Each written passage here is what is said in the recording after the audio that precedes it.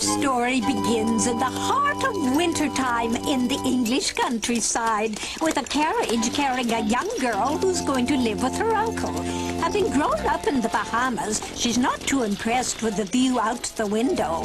Then again, this girl doesn't seem to like much of anything. Mary, shall we play some charades to pass the time until we... No, I guess not.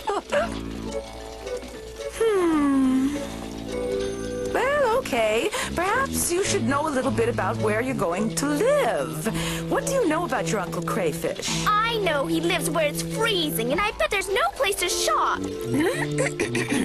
Now, Mary, you must try to remember your manners. You're a very lucky girl to be going to live at Crayfish Manor. Most children who lose their parents to headhunting pygmy tribes must go to work in bowling alleys. Yes, Mary's parents had indeed met an untimely fate at the hands of hostile, tiny natives. But before that, they had ignored poor Mary all her life while having nannies give her everything she wanted. And so it was a frail, weak-bodied, world-class, spoiled brat of a girl who finally arrived at her Uncle Crayfish's mansion. Well, don't just stand there like lumps. Come on in already. And don't you forget to wipe your feet. Headlock, please show Miss Mary to her room. I'll send up her bags. Isn't my Uncle Crayfish going to meet me? Mr. Crayfish doesn't see anyone, not ever. What do you mean? Your uncle is very ill and very crabby. Most of the year he isn't here at all, and when he is, he shuts himself up in the West Wing and sees no one. That's him, over there.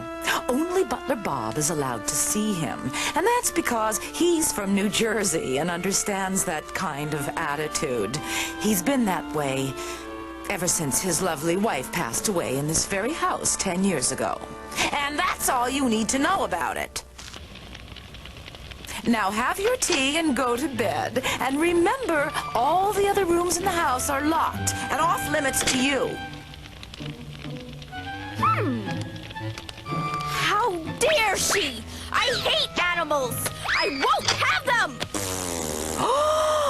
You are a horrid, spoiled little brat, young lady. It's a wonder your parents didn't hand you over to the pygmies. Good night. Bad night. I hope the bed bugs bite you, bossy. Next morning, Mary finds that rest and relaxation are not Crayfish Manor's strong points. Good morning, Miss Mary. I thought you was going to sleep all day. Yeah, I was. You woke me up. And none too soon. Now out to that bed and let's get some breakfast in you. Come on now. Get your clothes on, Missy.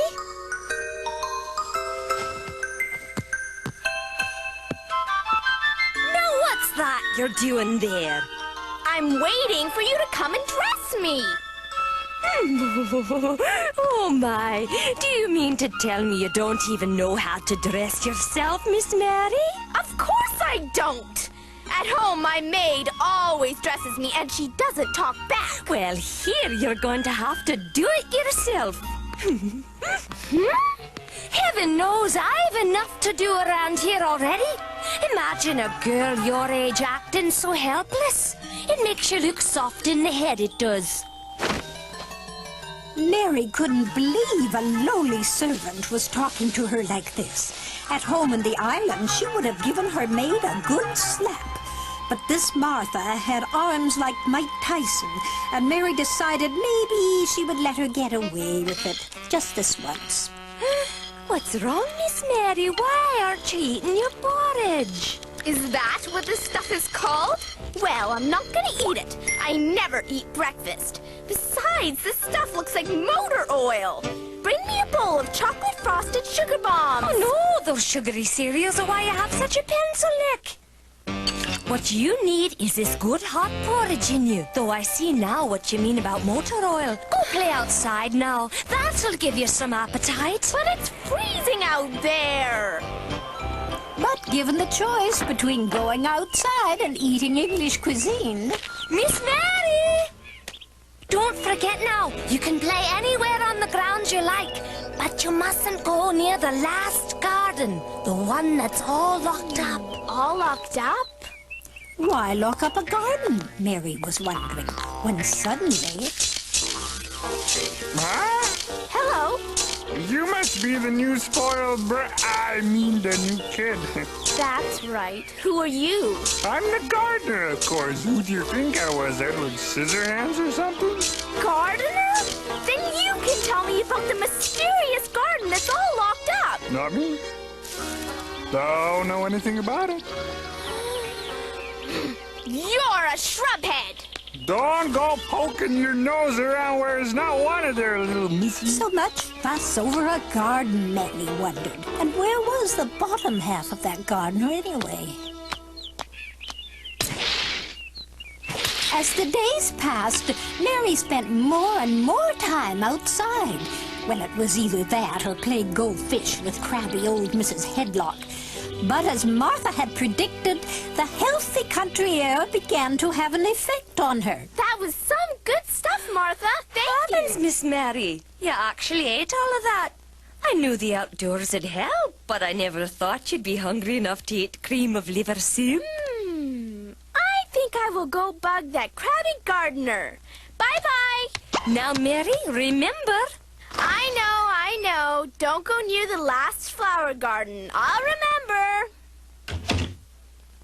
That evening, the mansion was quiet, but Mary had a bee in her bonnet, so to speak. Gee, I wonder, what could be so bad about going into a garden? Hey, you can't even see it from here.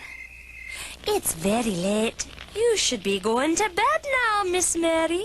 Martha, I'm gonna lose it if I don't find out about that garden. Please tell me why it's locked up. I'm sorry. I can't tell you that.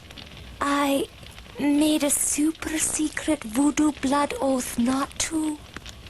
But if you promise not to tell a soul, I'll spill the beans. Your uncle had a very beautiful wife, Venus Crayfish, and that last garden was her favorite. She planted it herself with all sorts of lovely flowers, though most of them were plastic ones because she never really got the hang of watering them. She and your uncle were very much in love, and they spent hours and hours in that garden. But one day, while she was there practicing her trapeze act alone, the swing broke, and she was very badly hurt. She kicked the bucket soon after, and Mr. Crayfish could never bear to watch trapeze artists again.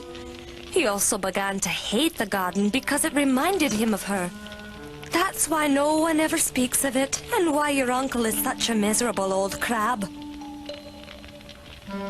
He locked up the garden and buried the key somewhere, and no one's been in it now for 10 years. I'm 10 years old. I know it may seem a little goofy, but that's rich folks for you. Now don't let on I told you, or I'll be gone faster than Milli Vanilli.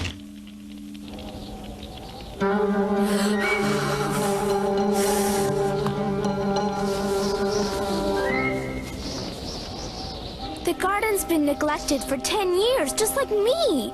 There must be some kind of parallel here. What was that? That sounded like someone crying.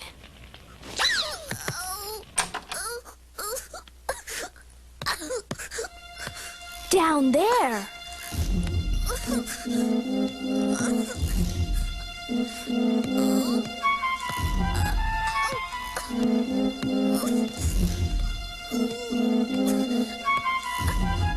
It's coming from behind that door.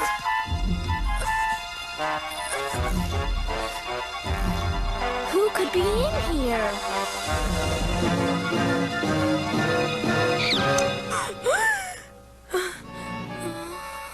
What are you doing here, you horrid little girl? I heard something. I heard someone crying in there. You only heard the wind. Now get back to your room before I give you a wedgie.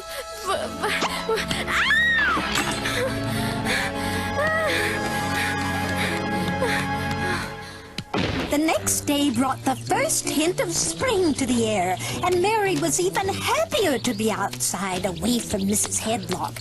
You may have noticed that Mary's not real big on following rules. You don't suppose she's looking for the forbidden garden, do you?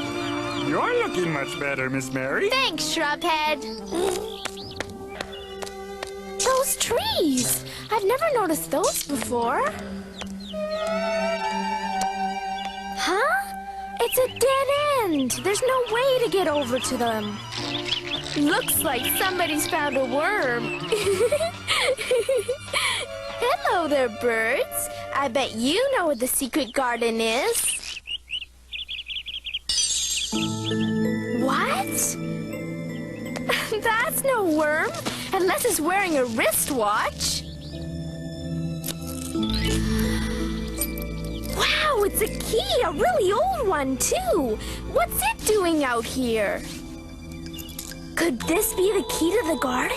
The key Uncle Crayfish buried? Who am I asking all these questions to? Sure! It must be the one. But it's not even worth a nickel if I can't find the door. I think we've all waited just about long enough to see this garden. Let's get some wind in here and find it, shall we?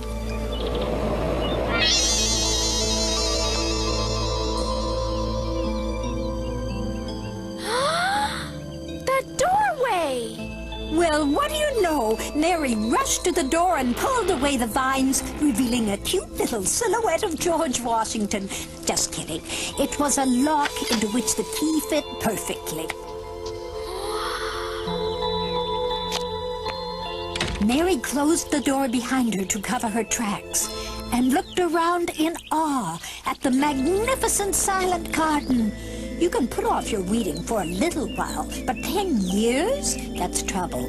What a shame. All these rose bushes are probably dead by now. Wait a minute. Are these new buds? I can't tell. What if? What if they were new buds and roses grew from them? Oh, wow, I'd be so happy.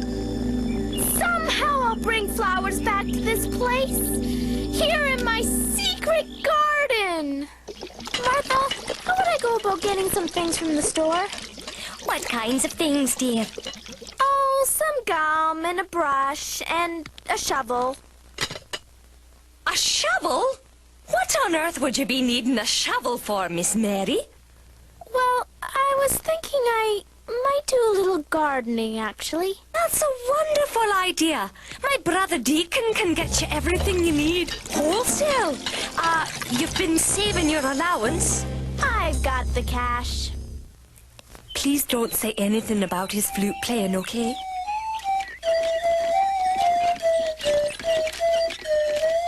Hello there, Martha. And you must be Miss Mary from the Bahamas. I see Martha wasn't kidding about that pencil neck of yours. Nice to meet you, too. I bought you a first-rate shovel and some sunflower seeds. See? The great thing with these babies is you can plant them or just plain eat them. Whoa, move slowly or you'll frighten them. Can I feed them? Sure. I always thought animals were kind of furry and icky, but I like yours. You good at keeping secrets, Deacon? Sure, one time I kept one for a whole afternoon. Great! Come on! Mush! Mary and her new friend Deacon headed back to the house, while Martha stood like a lump back in the forest. Well, I think she did. You don't see her here, do you? Here we are. Whoa! I've never seen a garden so overgrown before. Shh! If Mrs. Headlock finds us here, she'll have a hissy fit. Sorry. Do you think it's possible to bring this garden back to life, Deacon? Will the flowers still grow? Well, it all depends. With some weeding and if you've got good soil. Like this, the good black kind that won't wash out of your pants. And look, there are lots of daffodil and rose bulbs here. They're alive? Huh? Sure. Will you help me? What's in it for me? I'll listen to your lousy flute playing without making faces. All right! We'll make the best secret garden no one ever saw! It's that pathetic crying again. Mary was so consumed by her curiosity, she didn't even care if Mrs. Headlock showed up again. I think I'll kick her right in the shins. All this creeping around, it's probably just a tape recorder.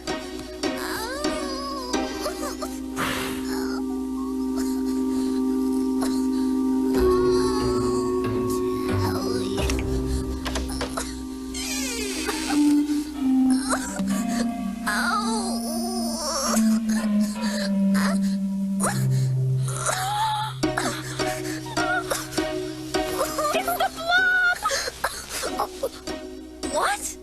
Who are you calling the blob? Well, you, of course. I thought you were the blob. Who would have guessed all that whining and crying could be coming from one little boy? Who the heck are you, anyway? I thought I was the only kid in this house. They call me Colic. Colic Crayfish. Wow, you're a crayfish? I know, it's a crummy family name, but what can you do? Yes, but I thought that... Well, that can only mean that you're Uncle Crayfish's son. His blob, you mean? Sorry I insulted you, but how come I never knew my uncle had a boy? That's because I'm so ill and I can't move. Ow, ow, ow, and Father won't allow anyone to talk about me. There sure are a lot of secrets in this house. What kind of an illness is it? Colic? It's called Lumpus Imbetus McWhiney syndrome. Oh. I'm doomed. I probably won't even live for another year. It hurts just to think. Bummer. Well, Colic, hey, it's been a lot of laughs, but I think maybe I'd better dash. But I haven't told you all my symptoms yet. I'll have my own if I get caught here. Sleep tight. Will you come back again? Sure, but no more crying, right? The next day in the garden, Mary told Deacon what had happened. He's Uncle Crayfish's son.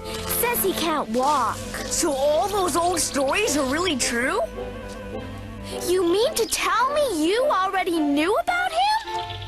Everyone around here's heard stories about this house. That there was a sick boy locked up in there that no one ever saw or talked to. I don't believe he's really that sick. Do you think he's gonna die? Well, if he did, it would sure blow the happy ending to this show.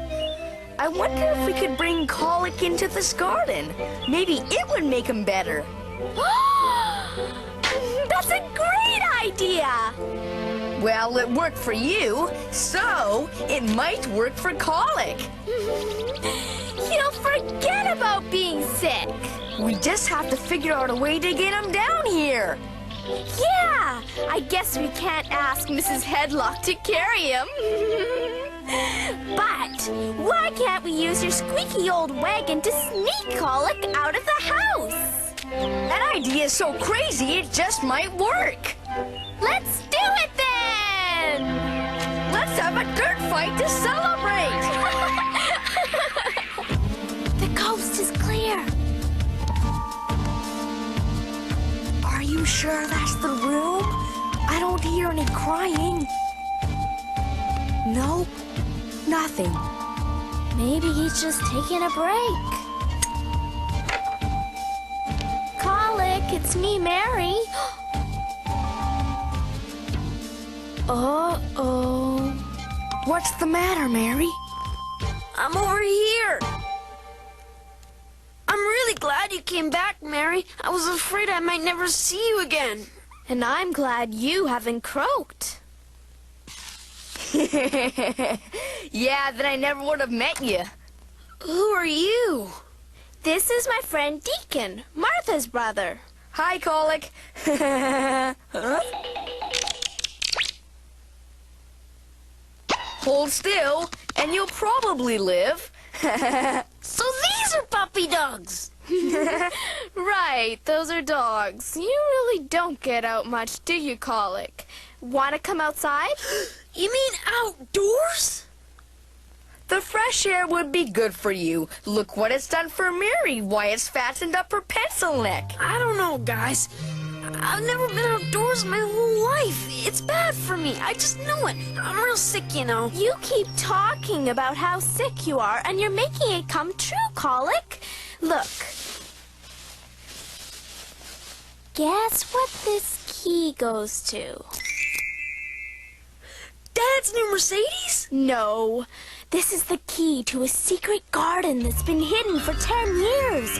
It will be full of beautiful roses and other flowers when spring comes, and no one but us knows. I want to see it. Now. Not right now, but soon. We have a plan. Mrs. Headlock will never know what hit her. A week went by, and finally the big day came. Colic was so excited about seeing the secret garden, he had only been crying half the time. And it was a warm spring day.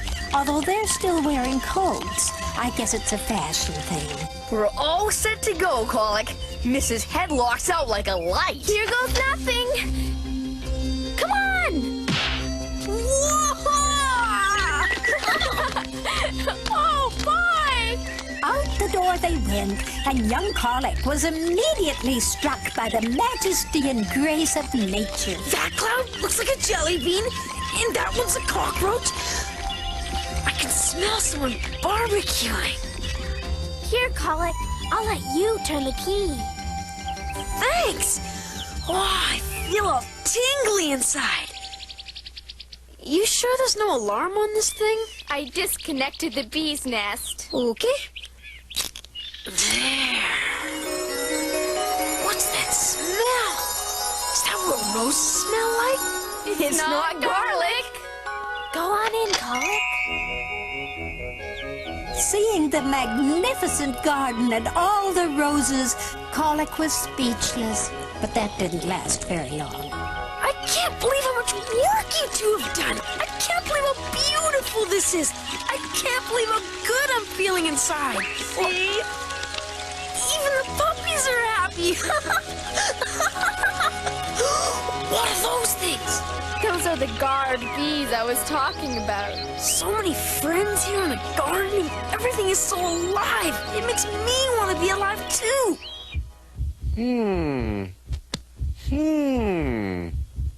Very strange.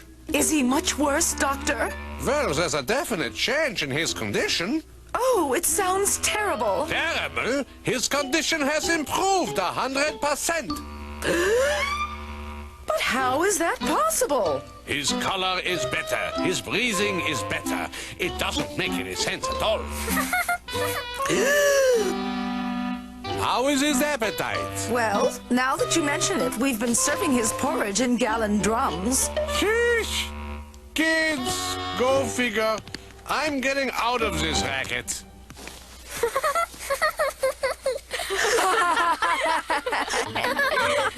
Isn't it great that the garden has made you better? Yeah, now my crying doesn't wake everyone up anymore. Time for the next step.